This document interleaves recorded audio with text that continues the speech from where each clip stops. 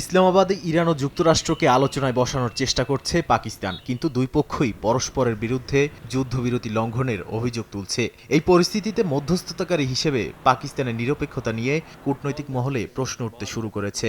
বিশ্লেষকদের মতে দুই পক্ষই যখন একে অপরের উপর আস্থা রাখতে পারছেন না, তখন তৃতীয় পক্ষ হিসেবে পাকিস্তানের সক্ষমতা নিয়েও সন্দেহ তৈরি হওয়া স্বাভাবিক।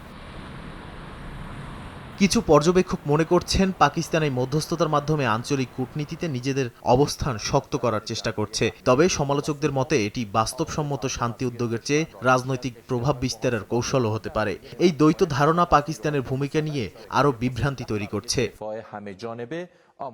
যুক্তরাষ্ট্র ও ইরান উভয়ই একে অপরকে বিশ্বাস করতে রাজি নয়। তারা একে অপরের বিরুদ্ধে সামরিক ও অর্থনৈতিক চাপ অব্যাহত রেখেছে। এই অবস্থায় পাকিস্তানকে মধ্যস্থতাকারী হিসেবে গ্রহণ করা হলেও বাস্তবে দুই পক্ষই ইসলামাবাদের উদ্যোগকে কতটা গুরুত্ব দেবে তা নিয়ে সন্দেহ রয়েছে। এ কারণে আলোচনা শুরুর আগেই আস্থার ভিত্তি দুর্বল হয়ে পড়ছে।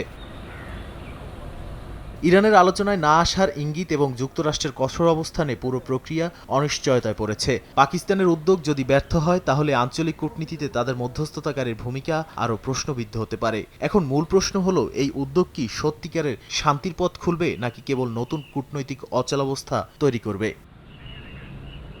নাদিম মারজান, সময় সংবাদ।